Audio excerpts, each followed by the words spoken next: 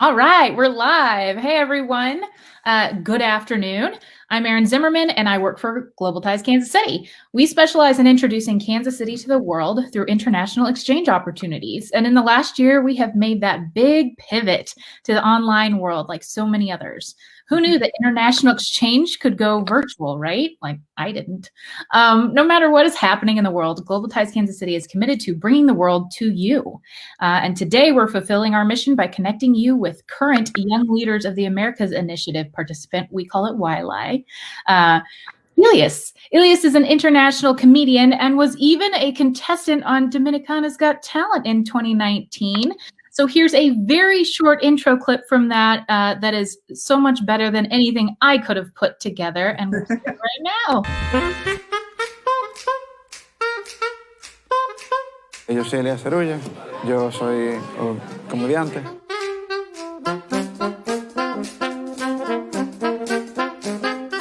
Sí, la última que yo tuve aquí, en la audición, realmente fue una experiencia muy grata. ¿Y si un hijo te sale bruto?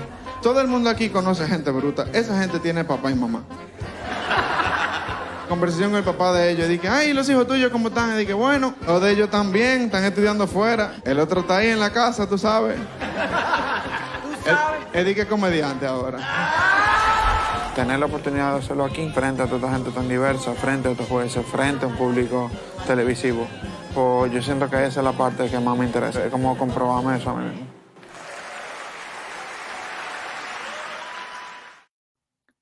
See, you like how I kept the applause in there? Applause. Thank you for joining us today. Could you give us a little better of an intro than I gave of you? Because I want to know a little more about you too, because I know you briefly. Yeah. So my name is Elias. I used to pronounce it Elias, which was the sort of American version, but then I kind of gave up on that. So my name is Elias. I've been a comedian for the past 6 years proper. I did comedy the first time around about 10 years ago, but then I got like derailed from that by life. So yeah, so I'm 32. I've always lived in the Dominican Republic, except for when I went to study abroad, which I did to go to New York and Madrid. So those were like my sort of foreign experiences. And yeah, I've always loved comedy, but I never thought I could be a performer of it. Up till one moment about 10 years ago when I met a comedian here who basically, he introduced the concept of open mics and that they were doing open mics here. So I tried it out. Like up to that point, it wasn't that, oh my God, how can I achieve my dream? Like I never dreamed of being a comic. And even when I was already performing, it was never like, oh, this is this big thing, you know. I just did it because I found it and it was cool to do. So yeah, I used to have a company called Bookworms, which was basically like a remote library. I've always worked with entrepreneurship in this country for the past 7 years. So yeah, I've worn a lot of hats in my life. So yeah. That's me. Yeah, I think that's great to have experience in a bunch of different things. Yeah. So you said it sounds. I don't want to say you fell into comedy necessarily, but it sounds like was it something that you were like thinking about? Was there anyone who inspired you growing up? How did you like? Tell me a little more about that. You don't have to like go go through every single step, but like tell me a little more about that. And yeah, I mean comedy wasn't born out of inspiration in the sense of like. Again, I started watching stand-up when I was in like late high school, beginning of college. And I tried stand-up when I was 21 going on 22, I think, which was like at the end of my period. So yeah, like I kind of fell into it in the sense of I like these comics and I liked what they said. I love George Carlin, for example, but it was never a dream to me. So they were never icons or like goals in the sense of that's what I want to be one day. You know, they were just people that would say things that I would either agree on or find very funny, and they were interesting to watch. But it was never. I never really watched comedy growing up. I was never the funny kid when I was a kid. I was always the sort of dorky, nerdy kid who would rather spend time in the library rather than like gym class. You know. So that was me growing up, and then so I started doing comedy, and then by doing comedy is that these people who I used to just watch and love, then they really start to become sort of people to follow or admire.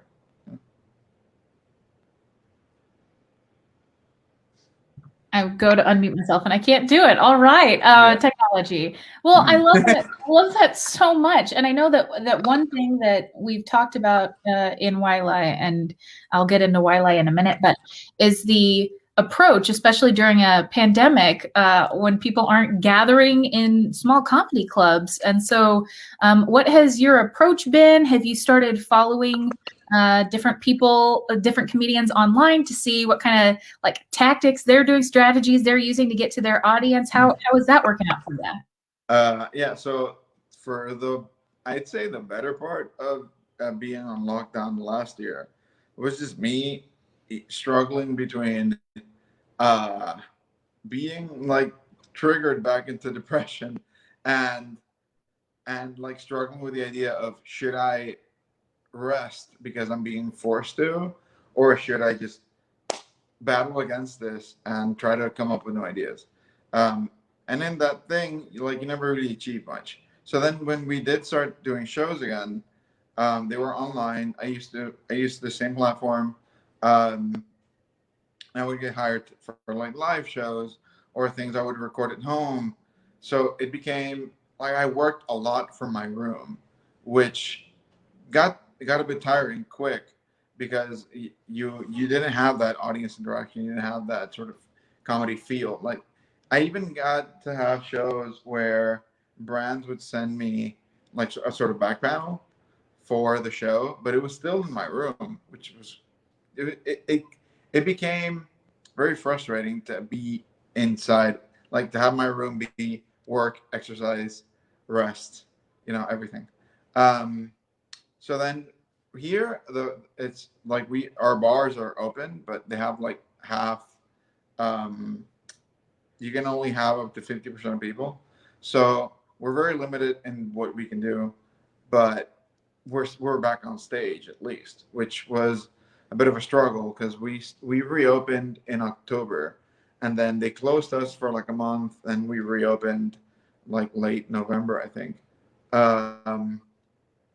So yeah, it's become like this sort of not give and take, like this on and off thing. And yeah, I followed a lot of different comedians into what they're doing, and I don't really like social media humor.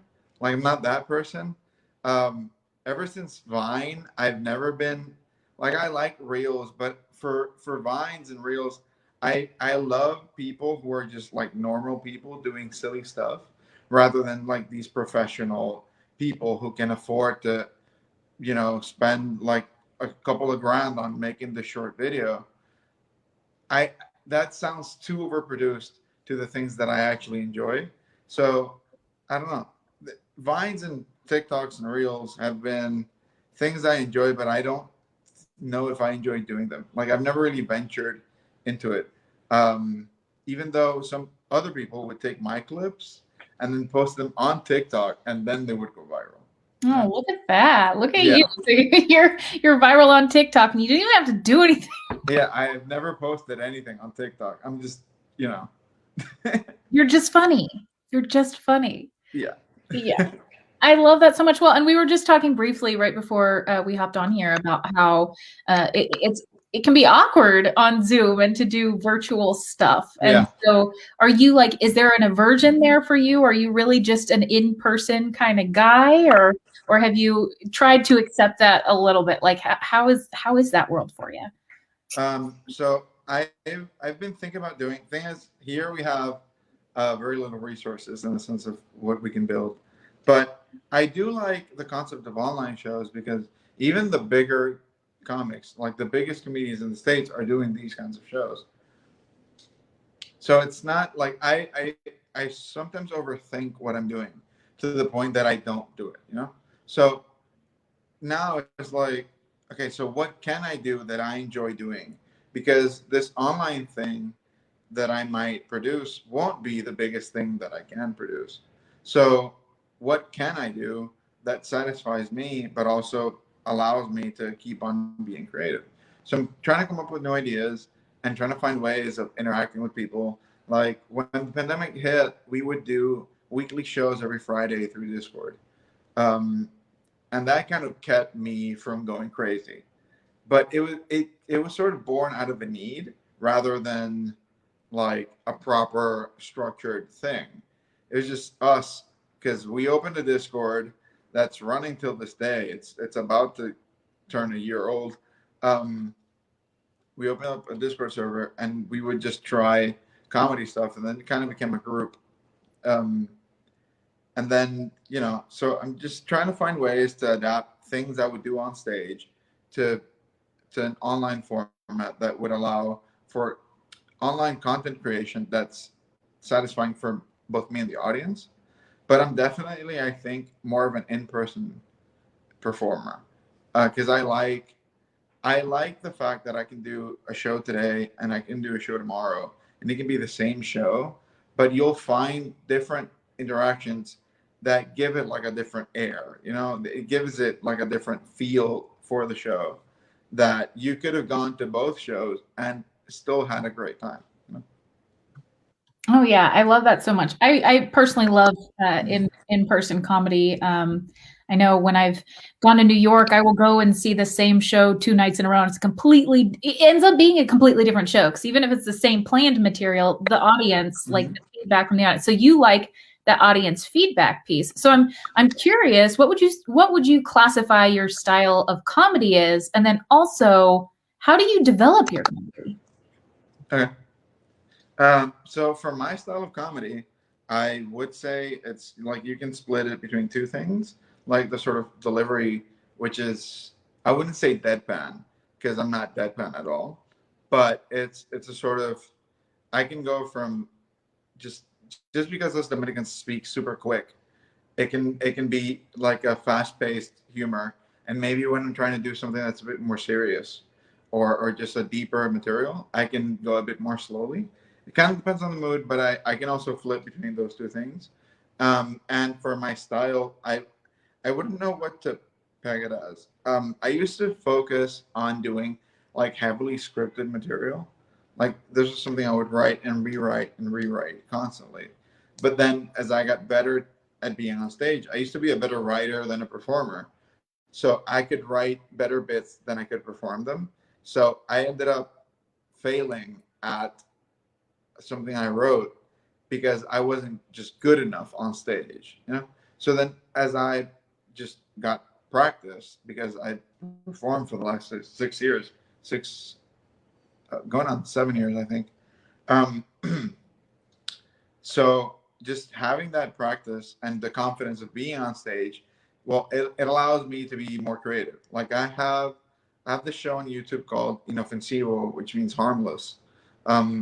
And that's a heavily scripted show to the point that it's 2 different shows edited together, and it still feels like one show, right? But then I would do this other concept in the recent months, which was called inventing, which is basically like a made-up word of that means making stuff up. And it would be me and another comic who would have no scripted material. We would basically make a list of ideas, and then with those ideas and audience suggestions, we would do an hour-long show. And it was just like a fully improvised thing. And the fun thing about those is that you as a performer, you have no idea what's going to happen either. So I remember this one show where I just broke. I was laughing so much that I started crying. I couldn't breathe because the things we came up with in the moment were just hilarious.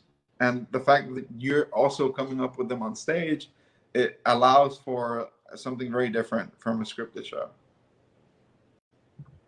I love that so much. So you're dynamic in how you set things up, and I love that you say that you started as a writer. You were talking earlier about how you were nerdy. You were in the library, and I love that so much. Wait, show us what you're drinking out of. I knew he had that water bottle, so I had to. Kansas City. Okay. Yeah, this was my YLAI gift. I love it so much. Okay, so I want to take us back, if you can remember, what was it like growing up in the Dominican Republic? What was your childhood like? If you want to share, you also want to share. Yeah, sure. So again, I was a bit of a nerdy kid. Here we have this weird thing with middle class that has a deep American influence. You can tell by my accent and the things I know and consume as culture. So I had a weird sort of out of place thing here, which happens a lot. Again, in like middle class who go to bilingual schools. So I wouldn't say I am not the average, because that sounds like I'm special, but I'm not representative of most of Dominicans, in the sense that it's a very different reality for me than it would be for anyone in like a lower income neighborhood or a more sort of rooted Dominican upbringing. But yeah, I was the lonely kid. I was the nerdy kid. I would spend a lot of time in the library. And I was never like into exercising. I was never that kid, which was dramatically different from who I became when I left school. Because then I got into all kinds of sports. Like I got into boxing, jiu-jitsu, wrestling. I broke my arm in jiu-jitsu. So yeah, like I got into all these sports and martial arts, and it was fun. And I think I was just like a bit afraid of trying things when I was a kid. So yeah, so growing up here is definitely interesting. It is an interesting, rich country in a lot of things, but it's also a Caribbean country with all of its faults. I grew up basically having the same government for most of my life, which was crazy. It wasn't a dictatorship by any means, but it was the same party just sort of shuffling presidents, and it got to a point where it got annoying. Like it got so that youth kind of grew tired of what they were doing, what they were trying to accomplish in their pursuit of their own benefits. So yeah, I'm the first out of all my cousins from my dad's side, which made it like a sort of more lonesome experience, because I was the sole grandchild of my grandmother for around 7 years. So yeah, I kind of got headway. And on my mom's side, it's definitely a different story because we're like 17, I think. It's a wild number. And sometimes, so that it's like very different experiences. From one side, it's like this huge family. And then from this other side, it's like this more reduced. Some parts are more tight knit, I would say. So yeah, that was basically my childhood. I was just the nerdy kid who read a lot and played video games, which I still kind of am, because you can see how I have books and like my Nintendo's around here. So I'm still that kid in a lot of ways. I just kind of grew out of some parts of my shell. Do you feel like it sounds like you absorb a lot of things, like you historically, like throughout your entire life, have been absorbing things? Is that like information through books and video games and stuff like that? Do you find that works into your comedy quite a bit? Yeah, I think so. I love learning, and I think learning is one of the biggest things that I enjoy doing, because not only I just like knowing stuff, So being able to have this resource for comedy allows me to do better things. Louis C.K., who I know is a complicated character, he would speak a lot about what you needed to learn in order to be interesting to talk, So he always criticized topical humor, which is one of the things I'm probably mostly against because of how short-lived it is. Because it doesn't really stand like topical jokes can last a month tops. So him and George Carlin would always focus on not doing topical humor, because they wanted to do things that would stand and sort of last longer, so that you could watch a show from 2000 and still be in ways agreeing, or maybe they would be wrong now. Like if you could see it now, it's like, oh no, wait, that's a wrong thing that they said there, but with the information they had, that's the conclusion they could come up with. So sometimes it can be flawed, but definitely, so learning things, and not only learning things as a sort of, oh, let me talk about this subject because I learned about this subject. That's interesting to do, because like I read The Sixth Extinction, which is a fantastic book, and it's an interesting concept to share, but that kind of just becomes a way of me saying what this other person said in a funnier way, right? Yeah. So while I do that sometimes, I don't like it being the focus of my thing, because I like more finding those things that people actually relate to. And it's not necessarily facts or anecdote. It's kind of what it feels like, what it feels like to be frustrated with a thing, what it feels like to be angry, you know. So people connect more to feelings than they do to the proper story. That's where you can laugh at comics who are telling a story that you had no experience with and will never have.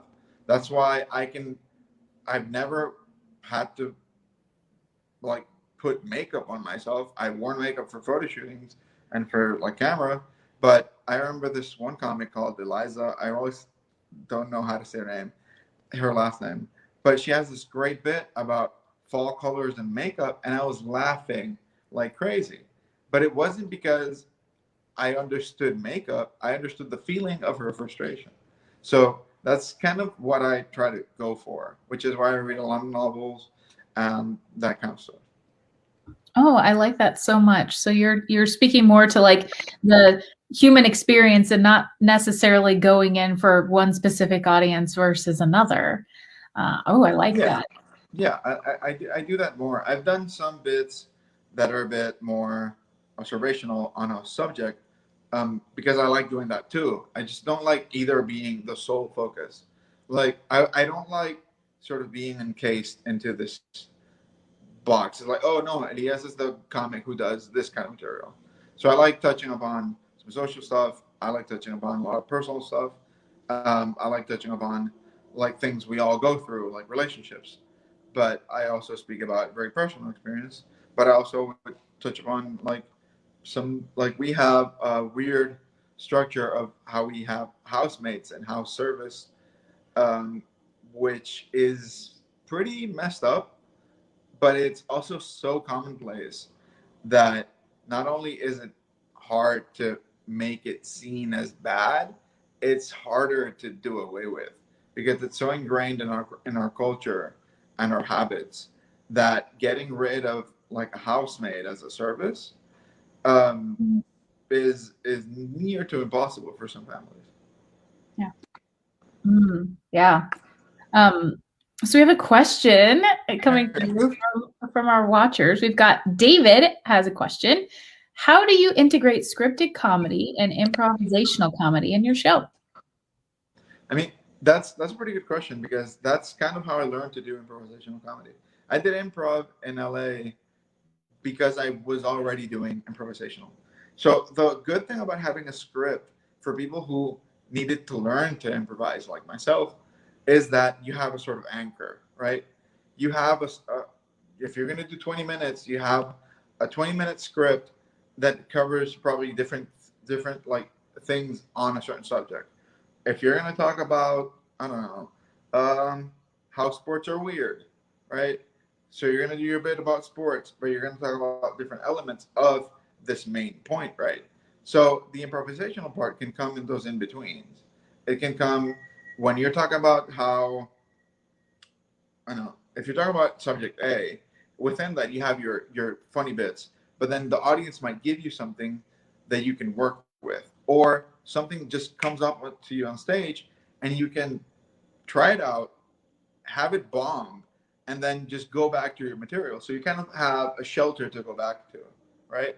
So it's much more useful to have a script than to just go on stage. I do that. I still do that, like the whole going on stage with no idea. But I do it for like random comedy nights. But having that structure to fall back on is super useful because it allows you to have this thing so you have the confidence of being on stage, but you also have like a specific subject to which to add to. You're gonna improvise, but you're not gonna improvise with a blank canvas. You have your ideas, so you can just come up with more ideas, and that way your bit can like evolve and change, which is one of the ways that Seinfeld says that a lot. Like bits should be written, tried, written, tried, written, tried. So it's like a constant cycle and iteration. And then the thing you wrote at first probably doesn't look like at all what it ends like. Yeah. Well, and you know, you're integrating that on a pretty regular basis with your shows, but now, like we've talked about a little bit about your childhood and getting into comedy, I want to hear about Dominica's Got Talent. What was that experience like? How did you get involved with it? You want to talk to us about that a little bit? Sure. So the first time around, like not the first time around, but I wasn't going to go into it because here we tend to have very poor production of reality. Like it tends to be like no, like a sort of souped up talent show, right? So it tends to have like poor production values, and it tends to kind of suck, right? So the idea was we're gonna go in this to just look crappy and have us like fail to someone else just on stage, and we were kind of becoming not big but growing. But then we had a meeting, and they basically said like, do you really want to be like, there's already comics who are participating, so do you really want that to be the highest showcasing of Dominican humor? Like, so they kind of hit us where it hurts the most to comics, which is their ego. So they kind of hit us there, and then participating was a more interesting experience than I thought it would be, which is kind of sad comparing it to what's happening now, because of the pandemic, they don't have an audience, and it's like a much drier experience, and even watching it on TV makes it a sort of lonesome experience. But yeah, I thought it would be like a thing where you just went, performed, and you just left, but it was like a whole day thing. I had to go twice, and we would film all these ads because that's basically how they get their money.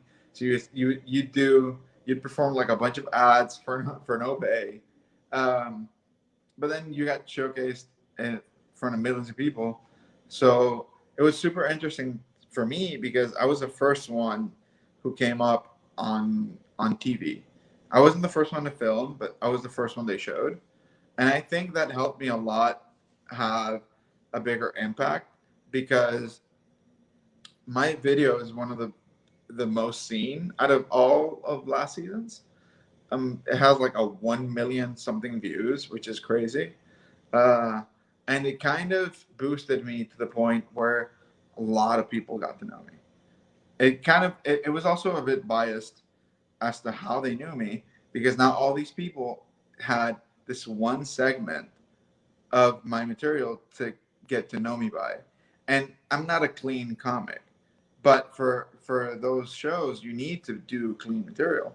So a lot of people would think that I was a clean comic because of those 3 minutes. And it got very confusing sometimes because, like on Twitter, I'll curse.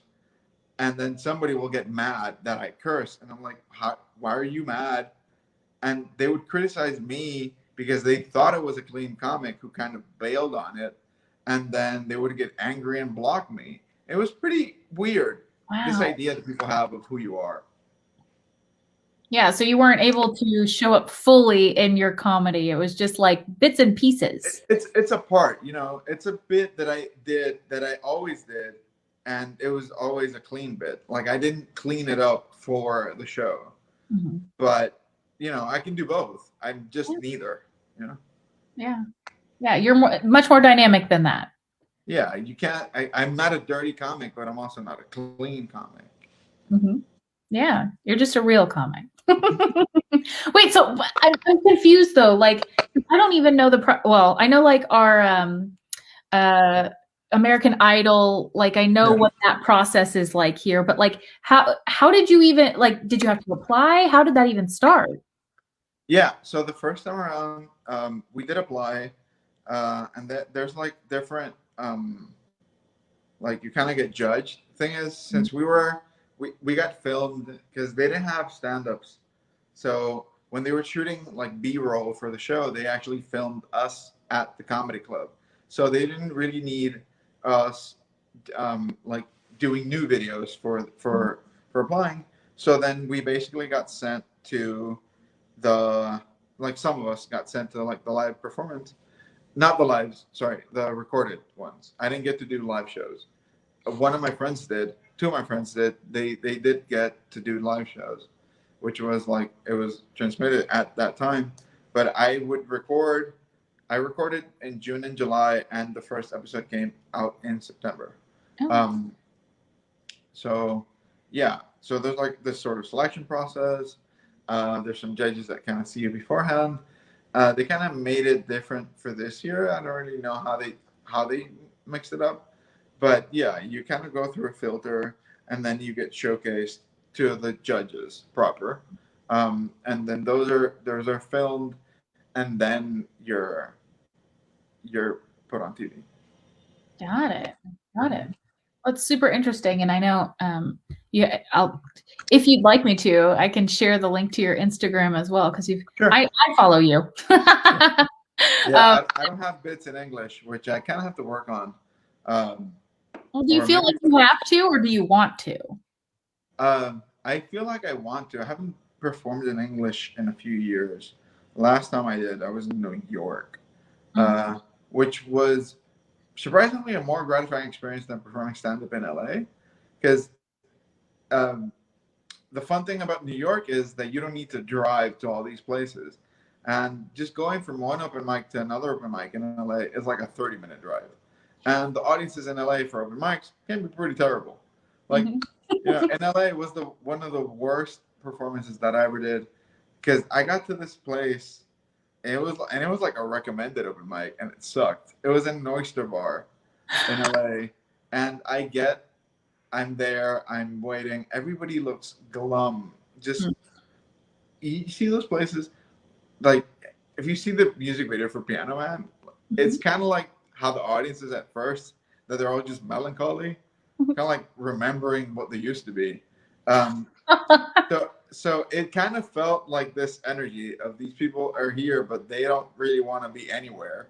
So then the open mic starts. It's not even, there's no stage, there's nothing. It's just in the same hallway that leads out of the restaurant. There's people there, like that's where you stand. The guy who goes up before me, who's the first guy on stage, he's tatted up. I love tattoos, so I'm not criticizing. I'm just painting you a picture. And this guy gets on stage. He's like, "So I just got out of prison," and he kind of looked like he just got out of prison. And he was the nicest guy, which was kind of conflicting with the idea that he just got out of prison. So he's kind of making fun of all the new things that he's seeing, because he apparently had been in prison for a while. Yeah. And the first thing he decided to do when he got to prison was like, let me go perform. At an oyster bar. Yeah, at an oyster bar. Then I went up after him, and the one guy who was paying attention to my material and laughing and and then at the end that we talked was him. And then everybody else was like on their phones or just doing whatever. But in New York, you can go from one open mic to another and just walk in distance. There's open mics like from 4 p.m.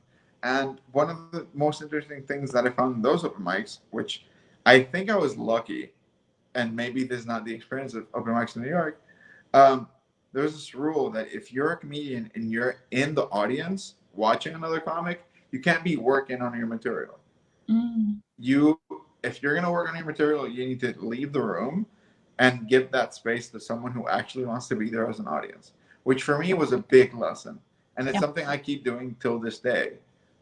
Like, if I'm watching a show here in the comedy club here, I won't be working on my material. If I'm going to work on my material, I'll leave the room because it feels disrespectful. Yeah. Oh, I like that. I like that rule. So you've been to LA and New York. What did you go there to perform specifically? Not really. Well, I went to LA to study improv, which I always wanted to do, and it's so different from stand-up. And I think compared to improv, I thought I knew like enough stand-up that maybe learning improv would give me bigger, let's say, marginal gains on my performing. And it was very fun. I had a lot of fun doing improv. In my class, there was I don't know. I imagine you remember him, called Jeremy Sisto, the guy from Clueless. He was in my class. I took classes. Oh. Yeah, it was pretty great. I was watching him on Netflix like 2 days before leaving the DR, and then I get to LA. He just walks in the room. I thought he was like in the wrong room, and he just sits down across from me. I was like, "Wait, you're my classmate? This was crazy." And I got to hang out with him. I got drunk with the guy, which was crazy. Yeah, that was pretty fun. And in New York, I performed because I went to New York to see. This was back when, what's his name? Junot Diaz. He's a Dominican writer. This was back before he was being like problematic. And it was Neil Gaiman's birthday. He was releasing Overture, Sandman Overture, which is like the 20 years later thing for Sandman. So I wanted to see them. I wanted to see mainly Neil Gaiman because I love the guy. He's one of my favorite writers. So I was just in New York for that, and then I just happened to do stand-up. And I did a lot of things in those days because I did stand-up, but I also did stand-up twice, which were pretty decent. I got to see Neil Gaiman, and I also got to go to John Oliver's show. Yep. Yeah, to Last Week Tonight. I was there for the prisons episode, and I got to talk to him, which is pretty cool. Oh, good. Yeah, it was pretty good. Yeah, I love that crew of guys. When I went to New York, well, I've been there a couple of times, but I got to go to the Jon Stewart show before it was there, and I just love that group of guys. Nice. So you've done all of these different things, and then now you're in this YLAI program. How did that come about, and how's it going for you? Okay, so when I applied to YLAI, I applied actually with Bookworms, with my library company, which I closed at the end of last year. So I applied with that first, but then when I went in for the interviews, that there was a YLAI alum, and there was I think it was two people from the embassy in IREX, and then there was someone from the embassy who's actually gone to my shows, and we're friends now, but back then we kind of knew who each other was, you know. So we were kind of friendly, but she'd gone to a lot of my shows, so she brought it up. She brought up the fact that I was a comic, and in my conversations with these people, it kind of became obvious that comedy was my main thing. But I didn't even think I could apply as a comedian.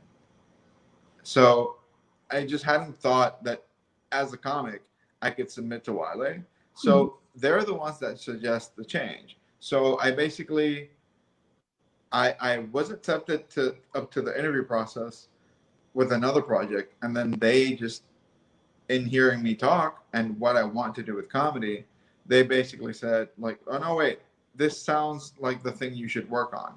So they basically made me redo my application process, so I could submit as a comic to YLAI. And there's been a lot of YLAI participants from the DR from all sorts. Oh, I love that so much. Yeah, it's one of those things where, you know, you go in with one thing in mind and not realizing that anything you do could be applied. Yeah. That's wonderful. Yeah. So how's your experience been with the program so far? it's been a bit overwhelming because since YLAI is supposed to be an in-person thing, having it be online and still have all my local responsibilities, like performing and doing shows and recording and all these things, then it becomes a bit much, you know? By that, I don't mean like it's bad. I'm just saying it's a lot. It is a lot. So it can be a lot because there's like my mentor responsibilities, and there's the KC cohort, there's the actual YLAI program, which is a sort of entrepreneurship program, and then there's my internship process, which is a process I'm even considering extending on my own because I like what I'm doing. I'm working with a Vermont NGO, yeah, that focuses on basically fostering the arts. So it's very interesting because one of my main goals as a comic is not to only be a better performer, it's to like make it into a proper industry and not just something I make money out of. Yeah? So fostering the arts and building spaces for arts to happen is essential to that. So I've learned a lot with that, but I would like to be able to be more focused on that. Thing is, since the pandemic hit, my income was like heavily affected last year. So if an opportunity comes to make money, it's hard to say no. Yeah. In these times, you know. Give me 1 second. Hey, Okay. estoy en la reunión. No. Sorry. No. You know, things of working at home. Exactly. Yeah. So yeah. So it's a lot, but it's a lot that's useful. Like my only frustration with it being overwhelming is the fact that I sometimes feel that I don't take it all of them. It's more from that. It's not like, oh, it's bad. It's Right. it's just like it's a lot of good, and it's like, oh wait, I want more time to do this, but I don't have it. Yeah. Yeah. No, that makes sense. We were actually discussing that recently where it's, you know, you all are doing a lot, you know, you can't just, usually when it's in person, you would be in Kansas City and like taking a break from the rest of it, whatever a break looks like, you know, but at least physically be broken from the rest of it. And so, yeah, it's just, it's adding more things. And I feel like that's kind of how the pandemic has been though. Like you're at home and at first people were saying, oh, look, everyone's at home. You're taking a step back from things and really you're not. You're just going virtual and trying to hustle and keep going. Yeah. It kind of felt like a break the first month, maybe. But then it was like, okay, so we need to work. What do we do? So then you perform from home, or you just go crazy trying to build ideas. And then working from home became a thing where I no longer have a job right now, like a proper 9 to 5. Right. But then working from home became this thing where you didn't really have a schedule.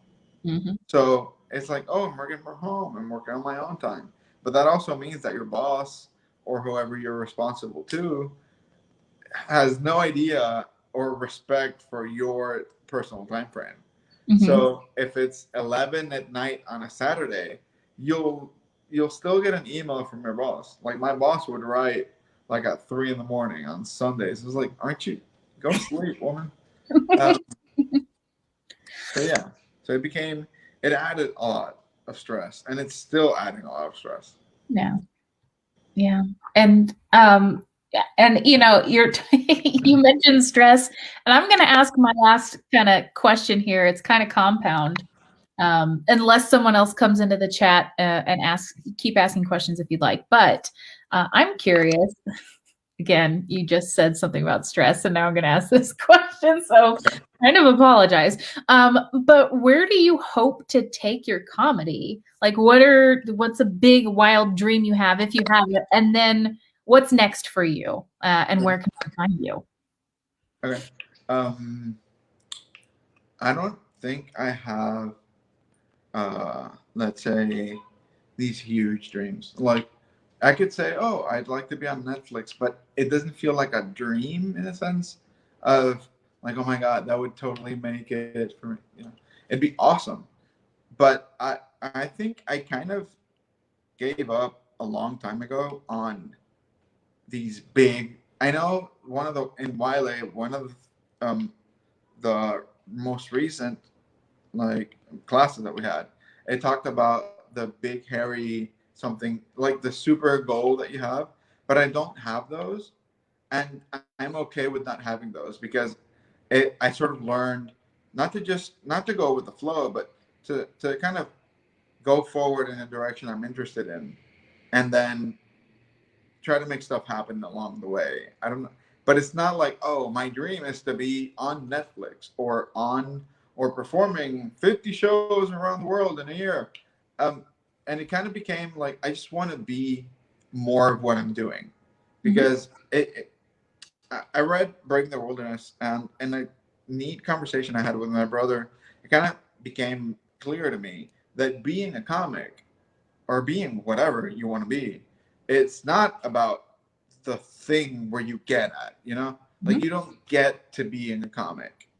You are a comic through the whole time that you're trying to get to this big goal, you know? So from the day one that I started doing comedy, that's me being a comedian. So being a comedian or being anything is not about, it's super cliche, but it's about the journey.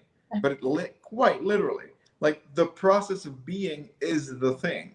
So it kind of made no sense for me to have these big lofty goals because it kind of detracted from the proactive thing of the now, right? So what I did learn to do was to push. It's like, okay, so we got to this thing. Like the last big thing I did was I filmed one of my specials, and it's on YouTube, and it got up to 100,000 views. Okay, so what do I do next? How can I push that more? So it's always a question about in this path, how can I keep pushing? So next things are to edit and launch my second special, which is the old version of it is on Spotify. I was the first one of the comedians to put their shows on Spotify, like the new batch. I was the first one to put their shows on YouTube and sell the shows online. So I'm constantly doing that, and it's like I'm pushing so others can do it too. So it's always been about that. So it's like I filmed it the same year I filmed the other one. So now it's about watching it, editing it, and maybe launching it in July. I'm filming another sort of secret special, which is kind of invites only in these ceilings or in rooftops, not ceilings, rooftops, um, and terraces and stuff. So it's like these neat hidden shows, and we're filming that so we can also show us like, oh, yeah, it's a pandemic, but they're still doing things, and then like I fostered open mics. I want to get new voices and comedy. One of my main things of 2019 was that I got together a group of women that do comedy. So now there's this group of women that do comedy because I got tired of not seeing women in comedy, and it's voices and stories that I will never be able to tell. So I wanted them to be there. So now I'm looking for other voices that can be on stage. So they can tell their stories that I will never have the sort of knowledge to be able to say something that validates that. So so in filming new shows, I wanted to do some online content, and I think one of my, let's say, norths is Judd Apatow. Basically, He's my I see favorite. him. He's really good, and I see him more than as a stand-up comic. I just really appreciate how this guy pushes comedy, not the content, not like the jokes, but creating comedy. Like this guy has his hand in every show imaginable, and he'll do things. He produced Mike Birbiglia, the new one for Broadway, which I went to see in New York, which was amazing. I got to see it the last run it had on Broadway. And it was this amazing thing. It was this heavily scripted show, which was crazy because I got to see that one, and then I got to see what's the blonde guy name? The blonde guy's name from Deadpool, T.J. Miller. Mm-hmm. So TJ Miller is like this super crazy vaudevillian humor, and this guy will juggle, play the trumpet, speak Spanish, and dance in the shows, and it's very unscripted. So it was kind of seeing the two parts of how I do comedy. But basically, whatever Judd Apatow is doing for comedy is something I would love to be able to do for comedy here, because that's what he does. He pushes. I don't think he has this. He didn't have the goal of being Judd Apatow when he started, you know. So for me, setting up a goal like, oh, be the next Judd Apatow, like that's as close as I can get to having one, because it doesn't mean something concrete. It just means for me to keep on pushing and never really get comfortable with what I'm doing. I love that so much. And as you can see, I got really excited when you said Judd Apatow. He's my favorite when it comes to film too. Like, Yeah. like he produced Heavyweights. I'm like, anyway. He's really good. On about that, but I love your philosophy of it being a journey. And so I look forward to seeing where you go next and what kind of doors you open for people, and, you know, in using your platform to kind of uplift others with you, because it's no fun just journeying by yourself. Yeah. So where can people find you? Instagram, like where can they find you? Yeah. So you can look up my name on YouTube and you'll find some clips. Even you'll find my hour-long show. And we're gonna probably put out another show on YouTube next month, I think. And then you can find me on Instagram, but I think Aaron we'd be better off just sending my handle, because it's kind of weird to say. That's fine. I'm about to drop it in the chat right now. Yeah. So you'll be able to find his Instagram handle in a second. Yeah, I'm on Twitter a lot, but I've been kind of getting off of Twitter lately because it's become a bit annoying.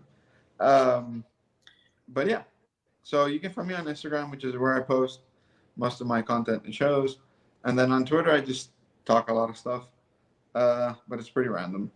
But you'd probably be better served by finding my videos on YouTube. Yeah. And there's some interesting ones there.